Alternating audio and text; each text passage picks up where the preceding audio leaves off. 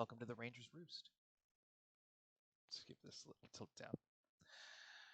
The Rangers Roost is a weekly show where I sit down and talk on stream about whatever happens to be going on in Jump Rangers game development, about whatever happens to be going on in my brain, or whatever happens to be going on in geek culture. My name is Tennyson E. Stead. I'm the creator of Jump Rangers. Welcome. I don't know if we're going to have anybody in stream or not. But sometimes it just helps to talk things through. So today,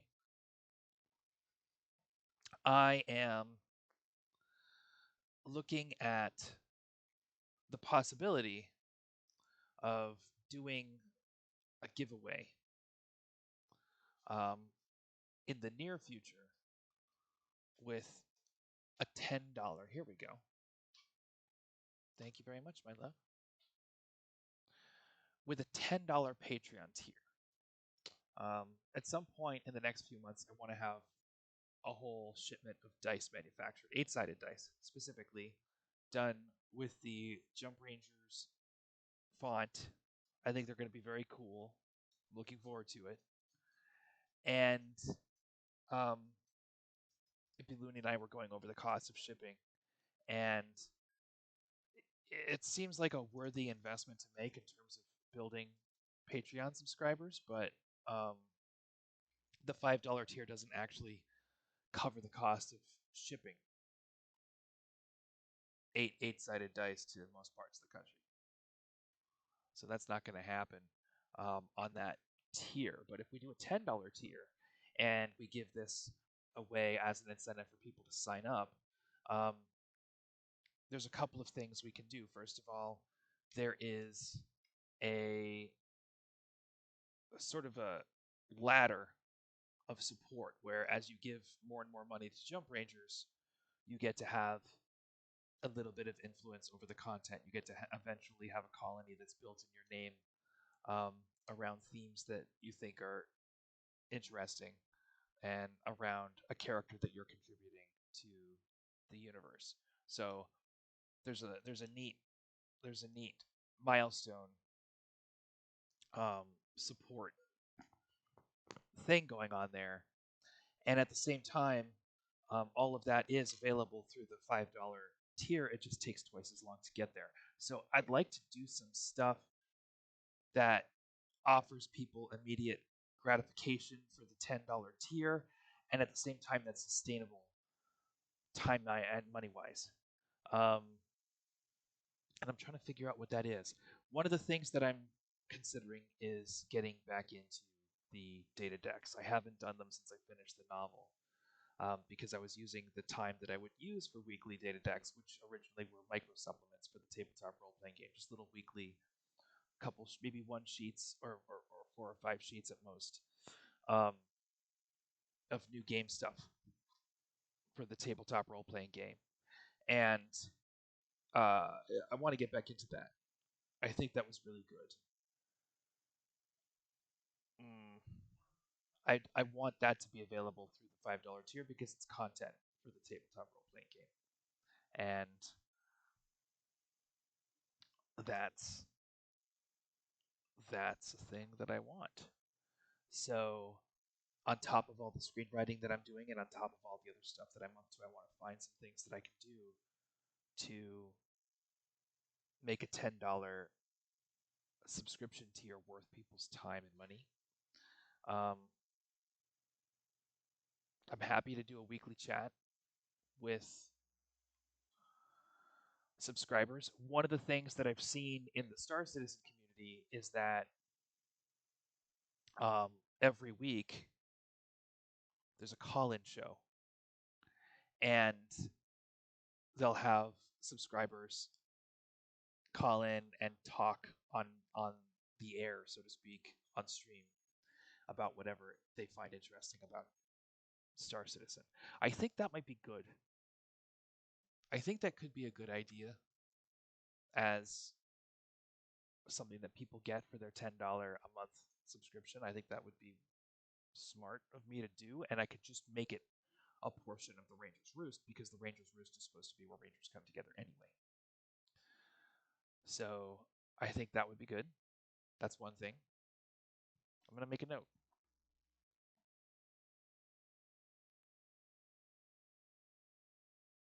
Things to add. $10 per month Patreon. Calling into the Ranger's Roost.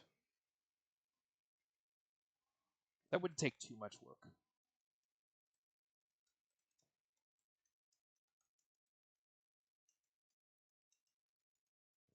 I think that's a good idea. So that's one thing I could do. And the question is, what's another thing? What's another thing I could do that would add value to the $10 a month thing? I'm thinking there probably should be a $100 a month thing where I run a game for people.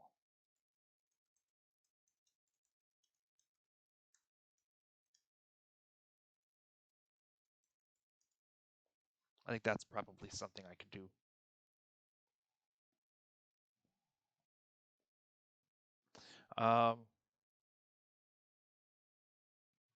But that's a lot for $10 a month.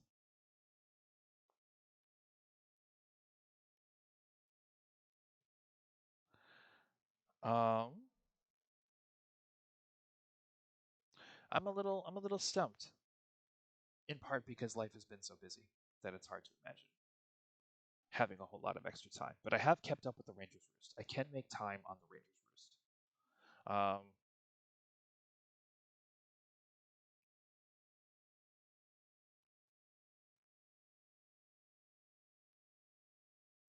Short stories could just be data deck files. So writing something isn't necessarily the answer.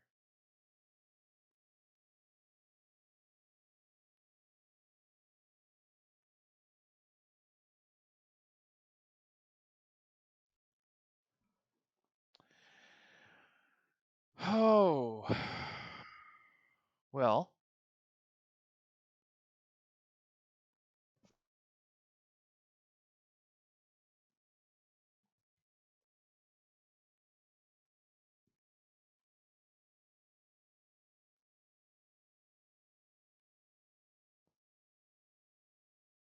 for $10 a month, we have the idea of calling into the Ranger's Roost.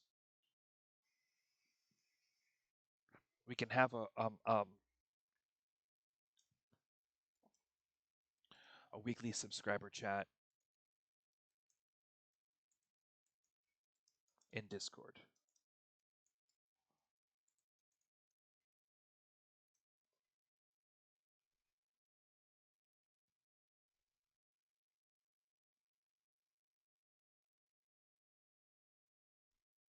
Um,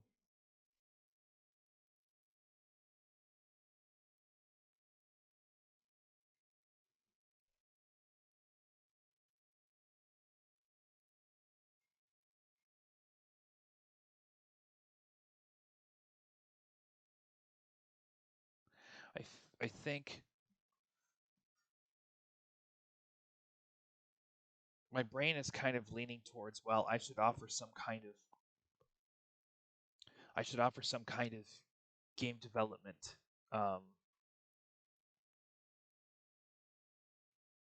Like it doesn't just have to be about Jump Rangers. You know, I could offer some kind of process oriented Q&A on a weekly basis.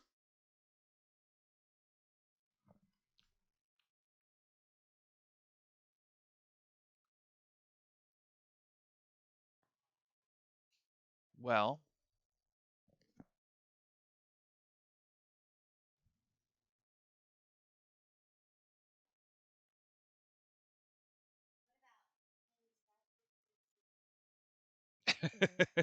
Ippy Looney suggests playing Star Citizen with me. And that's a fantastic idea. I want people to play Star Citizen with me. I'm already trying to get people to join my org. So if you want to play Star Citizen with me, you should check out Octogroup on robertsspaceindustries.com. Um, I'm not going to ask people to play Star Citizen with me because it's hard enough to get them to play Star Citizen with me for free. Um, uh, let's think though.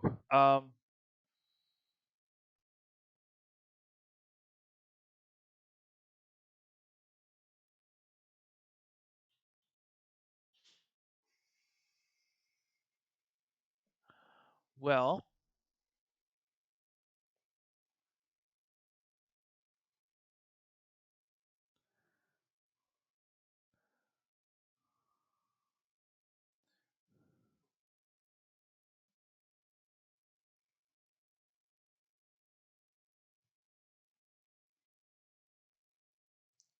I think that one idea would be to take requests in a sense, where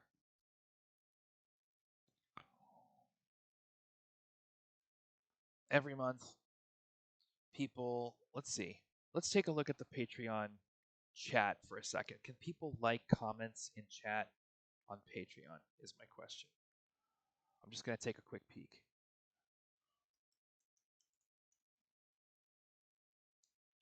Let's have a little look. Because if they can, okay, let's have a look here. We're just going to write test. There just aren't enough comments. Yes.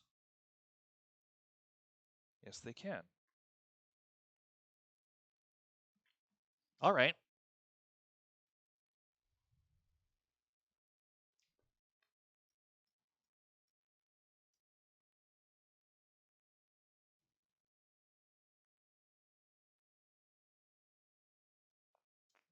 So every month, one of the last data deck of the month will be the most upvoted idea or pitch in in a monthly sort of chat, in a monthly people can sort of nominate and vote on through likes their an idea for a data deck on any given month. I think that would be good. So like data deck files. Um,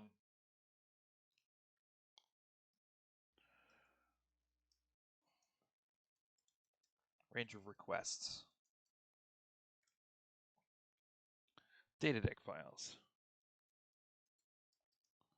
that have been nominated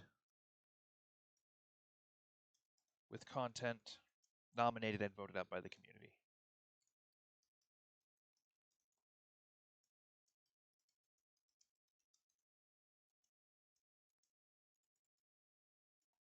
There.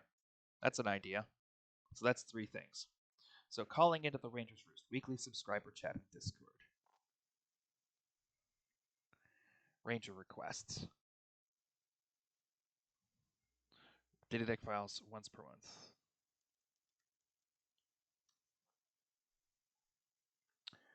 Let's see. Um,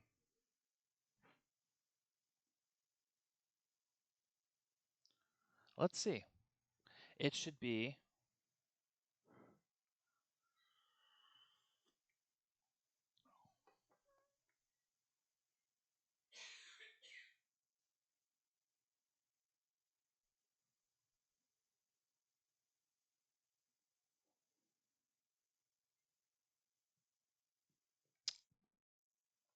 it should be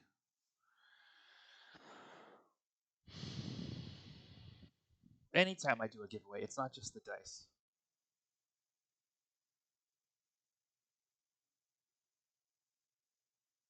Right? So periodic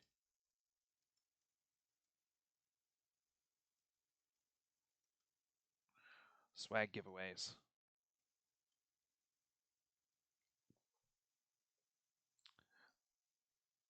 So the dice will be the start, but Evan and I have been, Eben Looney and I have been talking about pins, enamel pins, which we definitely want to do, um, and other things too.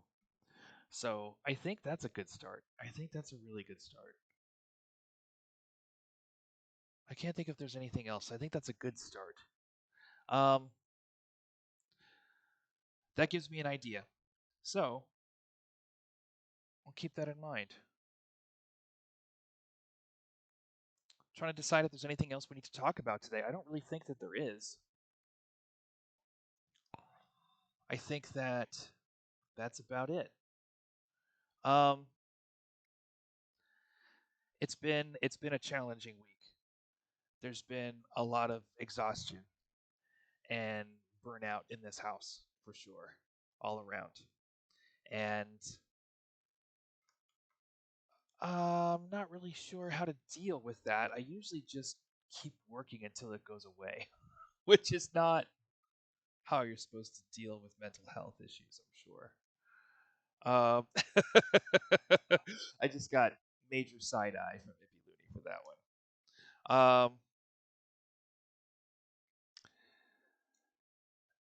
It's been a lot of work, is all. And I will say this. I will say this. I think one of the challenges of working in entertainment right now is that there is a general consensus that it's okay to work someone to death if they love what they do. And this isn't just me that I'm talking about. This is other people that I love who are in my immediate sphere right now, who, if Looney knows exactly who I'm talking about, and if you happen to be watching this and you feel called out, then this is for you. I think I think that um, labor issues are something that we assume don't apply to us, especially when we're working on a project for a friend or we're working on a project for ourselves. We don't take care of each other and we don't take care of ourselves. And we assume that's okay because that's the price you pay for not working a job you hate. But it doesn't do anybody any good to make us hate that job. And it doesn't do anybody any good to work to the point where we can't do that job effectively.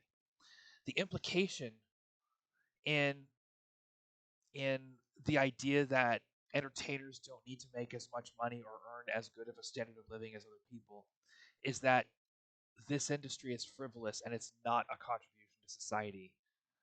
And that's patently untrue. Our culture is the framework by which people communicate with one another. It's the bridge across which we put information into other people's minds. Okay? If you and specifically within that, our culture is the sum total of the experiences that people can choose to have in common. The fact that we're forced to have things in common doesn't bond us to one another. If you happen to live in Los Angeles, then the fact that I live in Los Angeles doesn't make us a community, doesn't make us favorably predisposed to treat each other well in any way. We may in fact not, just because we're in close proximity to one another, treat one another well, right? But the fact that we all have an interest in science fiction or tabletop role playing games or adventure or whatever, or kids entertainment or whatever happens to bring you to Jump Rangers, that is a choice that you made and a choice that I made independently of one another. And the fact that I made the same choice you did tells you that we have certain things in common and you can trust me with certain kinds of information, right? It means you can trust me to understand the value of of a kid's growth process. It means you can trust me to be curious about technology and science. It means you can count on me for certain basic things that make conversation easier and it makes communication easier. You're making certain assumptions about me because you see we've chosen to have these things in common, and those assumptions form the foundation of higher level information that you can impart to me. Okay? People can't have complex conversations without assuming that there's some kind of baseline of understanding. And that baseline of understanding comes from the fact that we studied the same thing, or that we subscribe to the same religious beliefs and we study those religious beliefs, or the fact that we chose to read the same book, or the fact that we enjoy the same movie, or we play the same game. That means everything in terms of how we communicate. And the reason entertainment is so important is because the quality of the things we choose to have in common determines the quality of our interactions. When I was growing up, I was a geek, I was a dork, I was a nerd, and those were worse things back then than they are today.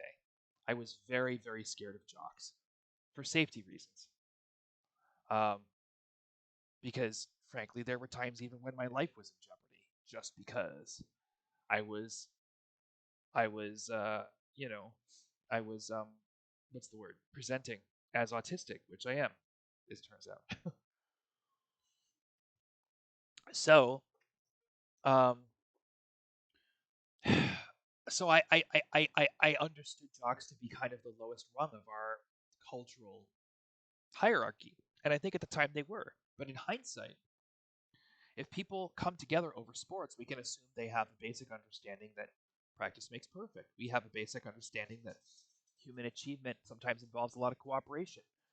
You know, that human achievement is a thing in the first place. There's things you can expect people to get. Teamwork is something people who are into sports very intuitively understand. And it's something they trust one another to understand, even if they understand it in different ways. And since I was a kid, our culture has gotten more egalitarian, and we've seen the rise of reality TV, we've seen the rise of the internet. I think there are parts of our culture that are less supportive and less intricate, less valuable, frankly, than sports. I think we can point to certain content in reality TV and on the internet that really only offers people a common ground in the understanding that they enjoy Schadenfreude, or they enjoy watching other people in agony, or so on and so forth.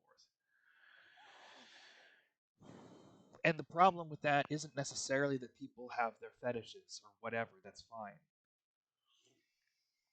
The problem with that is if you take a bunch of people and you put them in a dark room and you give them that,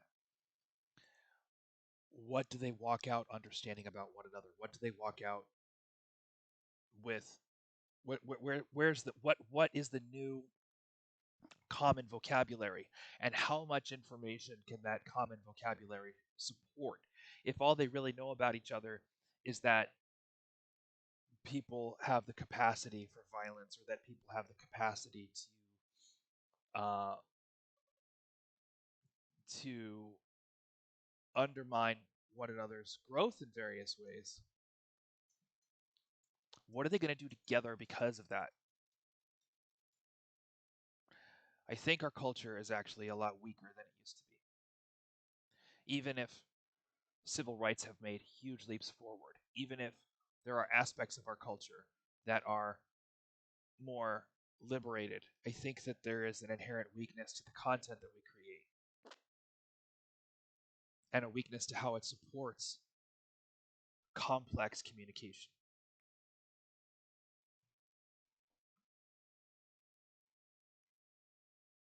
And what I'm saying is, if someone's going out there to change that, if someone's going out there and even fighting the habits that people have been building because of the culture we live in order to provide them with something stronger, which we do through strengthen our craft and strengthen our community. It's not complicated, it's the same thing that's always worked.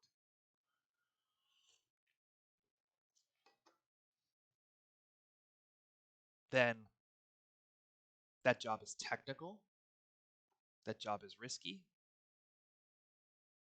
that job requires massive amounts of expertise, it's overwhelmingly challenging. And that person is providing a benefit to society that is incalculable. The person is an asset. and they should be treated like that. They should be valued for what they're doing. And we have to value ourselves for what we do.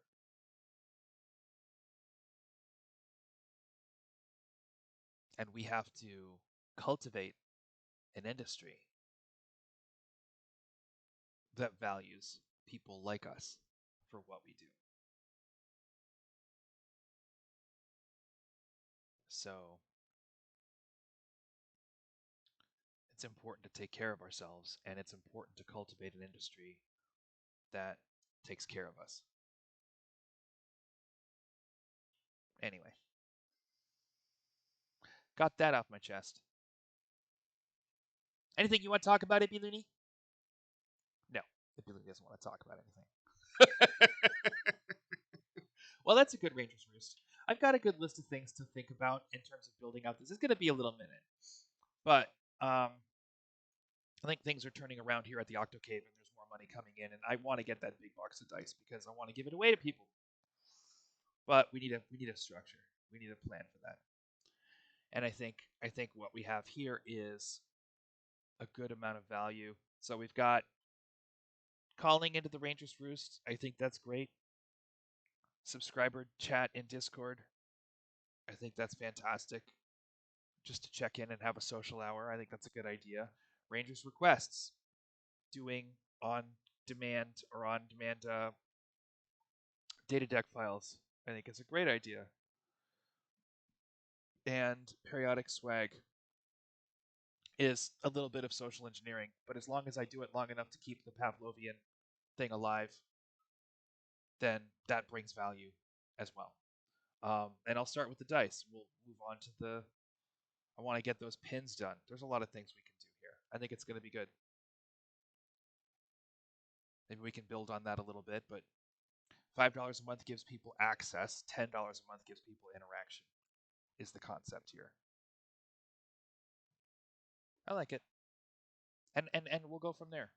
I'm gonna write. That's a good way to put it. $5 a month buys access. $10 a month buys interaction. Yeah. Boom. So,